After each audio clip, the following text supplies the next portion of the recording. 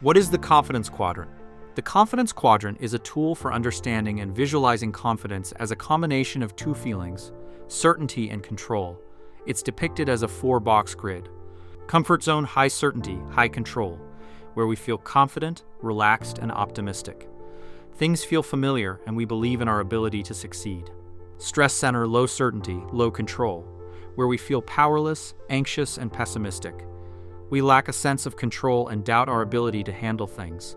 Passenger seat, high certainty, low control, where we have certainty about an outcome but lack control over it.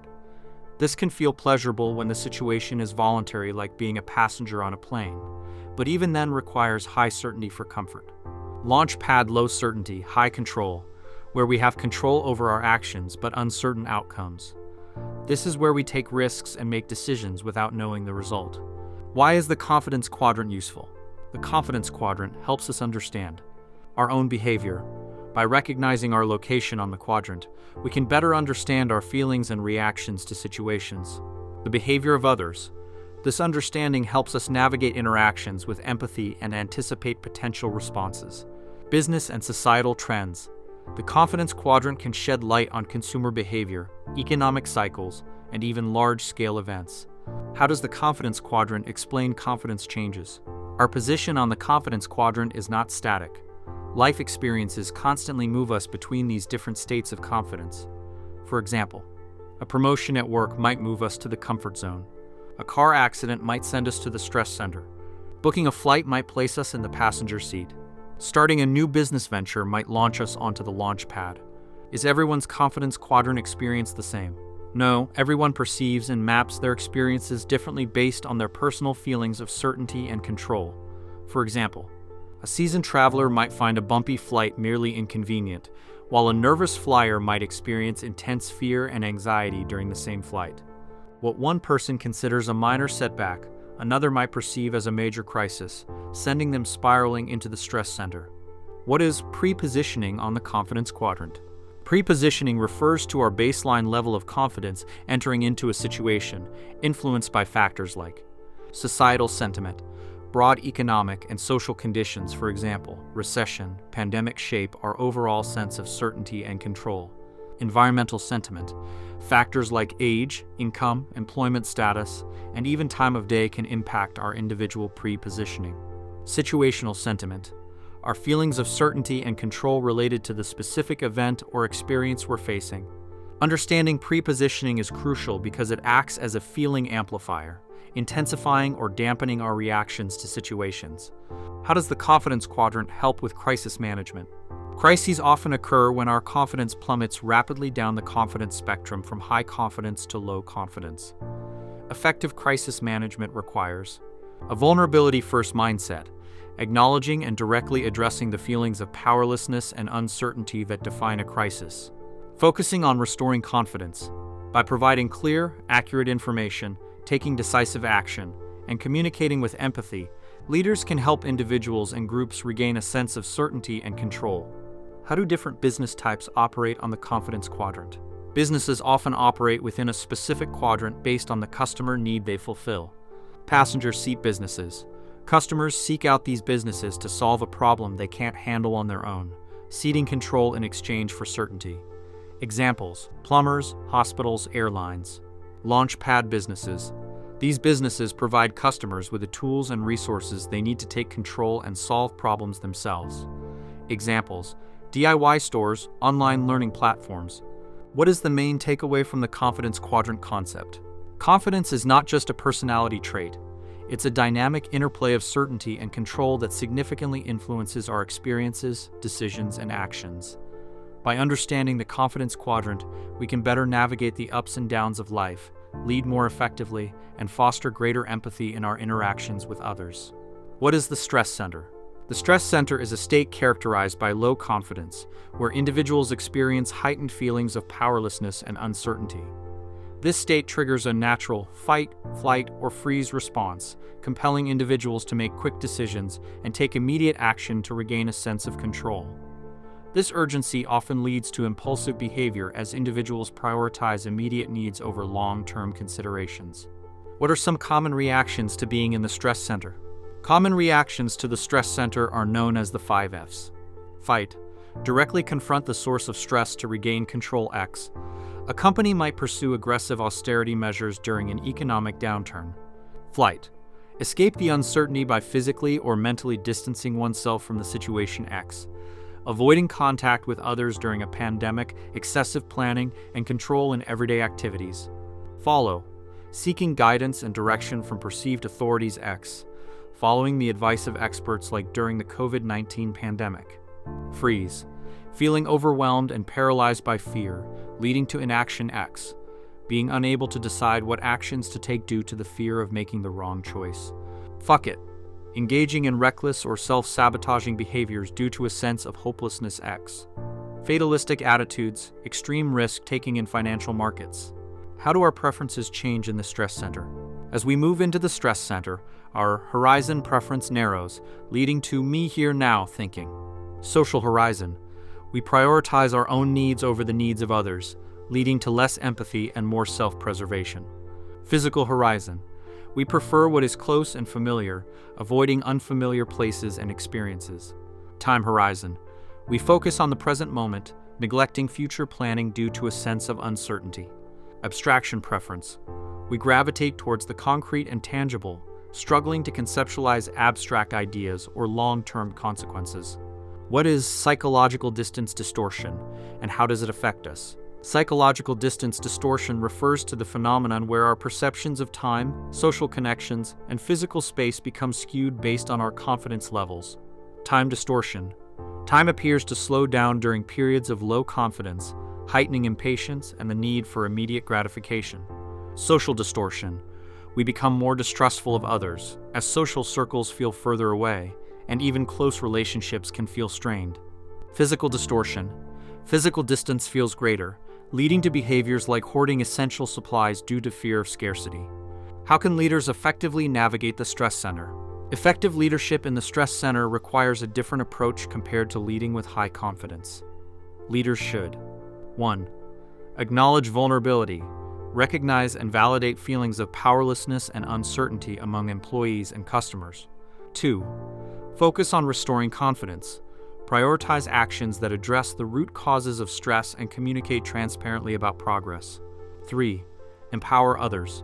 Delegate authority to those closest to the problem, enabling quicker response times and a sense of control. 4. Communicate effectively. Use clear, concise, and realistic messaging that avoids jargon and focuses on immediate actions. What qualities make for a good leader in the stress center? Contrary to conventional thinking, successful leaders in the stress center often possess qualities found in unexpected profiles like comedians and individuals with experience managing mental health. Strong communication, the ability to read the room, adapt communication styles, and connect with diverse audiences. Resilience and perseverance, the capacity to handle setbacks, maintain composure under pressure, and remain solution-oriented. Creativity and adaptability, thinking outside the box to find innovative solutions and adjust to rapidly changing circumstances. Empathy and observation, the ability to understand and respond to the emotional needs of others and accurately assess situations. What are some common mistakes leaders make in the stress center? Delaying action, waiting too long to address the situation, allowing vulnerability to spread and erode trust further. Downplaying the situation, failing to acknowledge the severity of the problem, leading to a perceived lack of empathy and understanding. Micromanaging, centralizing control instead of empowering others, hindering agility and creating bottlenecks in decision-making. Focusing on the future too soon, attempting to shift to long-term strategies before addressing immediate concerns and anxieties. How can we build resilience for future challenges? Embrace discomfort, deliberately seeking out low-stakes situations that challenge comfort zones and provide opportunities to practice navigating uncertainty. Reflect on past successes, recalling past experiences in the stress center and recognizing personal resilience in overcoming challenges. Cultivate self-awareness, developing a deeper understanding of personal triggers, responses, and coping mechanisms in stressful situations. How does confidence affect our decision-making? Confidence significantly impacts our decision-making by influencing our perception of risk and our cognitive processes. When confident, we tend to underestimate risks and rely on intuitive System 1 thinking. which is fast and effortless, but may overlook crucial details. This can lead to impulsive decisions, especially in situations where careful analysis is required. Conversely, low confidence triggers System 2 thinking, which is deliberate and analytical, but can lead to overthinking and paralysis. What is the comfort zone, and what are its characteristics? The comfort zone represents a state of high confidence marked by feelings of certainty and control. It's characterized by us everywhere forever horizon preference, a focus on expansive, long-term goals and a willingness to embrace the unfamiliar. Risk-taking, a tendency to take bold risks due to an underestimation of potential downsides. Reduced scrutiny, a decline in critical thinking and due diligence as a result of high certainty. Cognitive ease, a reliance on intuitive, System 1 thinking, which feels effortless but can lead to oversimplification. How does the concept of invulnerability affect decision-making in the comfort zone? In the comfort zone, especially at its peak, a sense of invulnerability can emerge. This feeling of being immune to harm leads to a dangerous disregard for potential risks and consequences. Scrutiny and critical analysis are neglected, fostering reckless decision-making, as evident in historical financial bubbles and corporate scandals. What are some practical strategies for leaders to navigate the comfort zone effectively? Foster a culture of continuous improvement. Shift the focus from being the best to constantly getting better. This encourages ongoing learning and mitigates complacency. Create an overconfidence bingo card. Identify specific behaviors and indicators of excessive optimism within the organization. This helps recognize when confidence reaches potentially harmful levels. Rethink leadership at peaks in confidence. Recognize that the skills needed for success during high confidence periods may differ from those required during downturns. Why is familiarity crucial when introducing new products or ideas, especially in the comfort zone? Familiarity breeds confidence by reducing cognitive strain. When people encounter something new, they seek connections to what they already know. By highlighting familiar aspects and providing context, businesses can ease the transition to System 1 thinking, fostering faster acceptance and adoption. How can businesses leverage cognitive ease to enhance customer experience? Businesses can create a comfort zone for customers by simplifying choices. Offering bundled options or pre-selected sets reduces cognitive overload. Emphasizing nostalgia. Appealing to familiar experiences and emotions through classic product offerings or marketing campaigns creates a sense of comfort and trust. Eliminating abstraction. Providing concrete examples, prototypes, or tangible representations helps customers grasp new concepts effortlessly. What are the dangers of underthinking in the comfort zone, and how can it be mitigated? Underthinking, fueled by excessive reliance on System 1 thinking, can lead to overlooking critical details and making impulsive decisions based on incomplete information. To counter this, leaders should encourage deliberate analysis, promote a culture where even seemingly straightforward decisions are subject to careful consideration and risk assessment. Diverse perspectives, encourage input from individuals with varying viewpoints and backgrounds to challenge assumptions and identify potential blind spots. Why is it essential to leave the party early when navigating the comfort zone? The comfort zone often follows a cyclical pattern. Recognizing the signs of peak confidence and gradually scaling back risk-taking before the peak allows businesses to solidify gains and prepare for potential downturns. This proactive approach helps mitigate losses and seize opportunities during periods of lower confidence when competitors may be struggling. What is the passenger seat, and why do people end up there? The passenger seat refers to situations where individuals experience high certainty but low control. It's characterized by a sense of powerlessness where someone or something else dictates the course of action. People end up in the passenger seat through various avenues. Stressful situations. When overwhelmed like a flooded basement, individuals seek experts, a plumber to regain certainty, willingly relinquishing control. Voluntary choice. Opting for convenience or a temporary thrill like air travel or a roller coaster involves knowingly giving up control with the expectation of a safe, certain return to normalcy. Involuntary circumstances. Feeling trapped by external events like unexpected turbulence during a flight or imposed demands like a last-minute work project leads to a sense of imprisonment and powerlessness. How do feelings differ based on the path taken to the passenger seat? The emotional experience within the passenger seat isn't uniform. It depends heavily on how someone arrived there. Stress-induced entry often leads to initial relief, but can morph into frustration and feeling trapped if control isn't regained quickly, like waiting for a plumber who takes too long.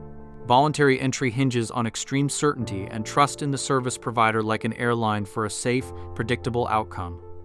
Any deviation shatters that certainty, causing distress. Involuntary entry generates immediate stress and resentment due to the forced surrender of control.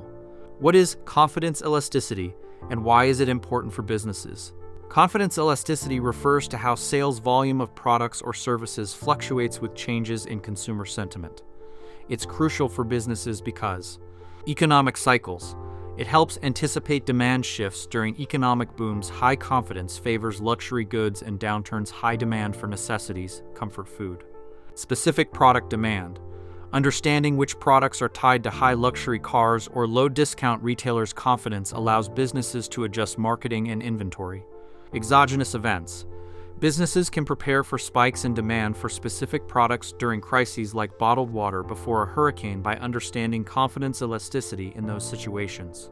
Customer trust. Maintaining high confidence is vital for businesses relying on trust, especially regarding safety, airlines, food services. A dip in trust leads to a dramatic drop in demand. What are the dangers of an overly authoritarian passenger seat workplace? Authoritarian workplaces, while offering high certainty, create a culture of powerlessness and dependence that can be detrimental. Succession crisis. Lack of a clear succession plan makes the organization vulnerable if the leader departs, as no one is equipped to take over. Stifled growth and innovation. Employees, lacking autonomy and fearing risk, become hesitant to contribute new ideas or take initiative. Hidden problems and corruption. The pressure to maintain a facade of certainty prevents issues from being addressed, potentially leading to larger crises down the line. Mass exodus and reputational damage. When control finally crumbles, the organization faces a mass exodus of employees and significant reputational damage. How can individuals escape the passenger seat and regain control in their lives? Escaping the passenger seat is a process of self-empowerment. Recognize the choice. Acknowledge that remaining passive is a choice, even when circumstances are beyond one's control. Shifting from feeling stuck to choosing to stay creates a more empowered mindset. Develop skills and seek support. Identify necessary skills, technical or soft skills like assertiveness, and actively seek training, mentors, or support groups to build confidence. Take action and embrace small risks. Practice taking initiative and making decisions, even if they involve small risks. Each step towards autonomy, even if it leads to setbacks, builds confidence. Challenge internalized narratives. Confront negative self-talk or limiting beliefs that reinforce powerlessness. Seek professional help if needed to address past traumas or deeply ingrained patterns. What is the nothing to lose response, and how can it be a catalyst for change? The nothing to lose response arises when individuals, pushed to their limits in the passenger seat, experience profound hopelessness after their calls for help are ignored. This can spark collective action. Shared powerlessness can galvanize individuals to band together and demand change, often leading to social or political movements. Personal transformation. For individuals, hitting rock bottom can ignite their fight response, leading them to take control of their lives, often by addressing long-avoided issues like addiction. Why is confidence diversification important for investors? Traditionally, diversification in investment portfolios focused on spreading risk across different asset classes, stocks, bonds, etc. However, recent market trends have shown that during periods of extreme sentiment, either positive or negative, these assets can move in unison, negating the benefits of diversification. Confidence diversification addresses this by considering investor sentiment, analyzing the prevailing mood in each asset class: euphoric, cautious, fearful, rather than just historical correlations. Balancing mood exposure, constructing a portfolio that includes assets with varying levels of investor sentiment, ensuring that the portfolio is not overly reliant on any single mood dominating the market. What is the most crucial takeaway about navigating the passenger seat effectively? The key takeaway is that control is not something bestowed upon us. It must be actively pursued and cultivated. Whether escaping an authoritarian workplace, overcoming personal challenges, or navigating market volatility, the path to confidence and a more empowered life lies in recognizing our agency and taking deliberate steps to regain control. What is the launch pad, and why is it significant for entrepreneurs? The launch pad is a term used to describe environments or situations characterized by high control but low certainty. It's where entrepreneurs often feel most comfortable. Unlike traditional business leaders who thrive in stability and predictability, entrepreneurs are energized by possibility and the chance to create something new. They find the certainty of the comfort zone, where many established businesses operate, to be stifling. How do most people react to the launch pad compared to entrepreneurs? For most individuals, the launch pad, with its inherent uncertainty, is unsettling.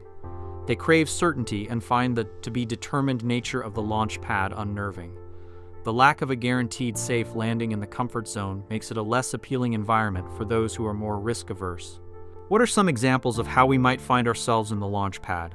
We can enter the launch pad in a few ways. Entrepreneurship, starting a business like Sarah Blakely with Spanx. Problem solving, dealing with unexpected situations that require quick action, like a plumbing emergency. Personal growth, learning a new skill, taking on a new job, or starting a challenging hobby. Calculated risks, engaging in activities with potentially positive outcomes, like investing in the stock market or playing games of chance. Why is understanding the stories we tell important, especially in the launch pad? The stories we tell ourselves and others play a critical role in our decision-making, particularly when we face uncertainty in the launch pad. These narratives help us fill in the blanks, providing a sense of structure and predictability. However, these stories are often more reflective of our feelings' confidence levels than factual reality. Recognizing this is crucial because our narratives can lead us to make irrational decisions, especially when our confidence is excessively high or low. What is the connection between confidence and our perception of risk? Our level of confidence directly influences how we perceive and manage risk. When we are overly confident, we tend to downplay risks, seeing a future filled with positive outcomes. This often leads to taking on more risk than is prudent. Conversely, when our confidence is low, we tend to magnify risks, leading us to be overly cautious and potentially missing out on opportunities.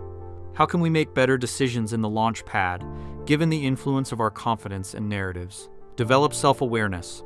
Be mindful of your confidence level and how it might be coloring your perception of the situation and potential outcomes. Challenge your narratives. Question the stories you're telling yourself. Are they based on facts and probabilities, or are they fueled by fear or excitement? Seek objective input. Get perspectives from trusted sources outside of your emotional bubble to gain a more balanced view. Be prepared to pivot.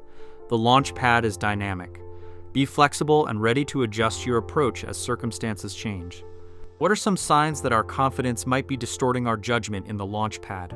Extreme language, overly simplistic narratives, and an inability to even consider alternative viewpoints are red flags. For example, phrases like unstoppable, guaranteed returns, or this time it's different should give you pause. Remember, certainty is rare outside controlled environments. How can we become more resilient, especially when facing uncertainty and setbacks? Resilience is essential for navigating the ups and downs of the launch pad and life in general. It involves developing self-awareness of your confidence patterns, learning to challenge your narratives and biases, building a support system of trusted advisors and mentors, adopting a growth mindset that views setbacks as opportunities for learning and development.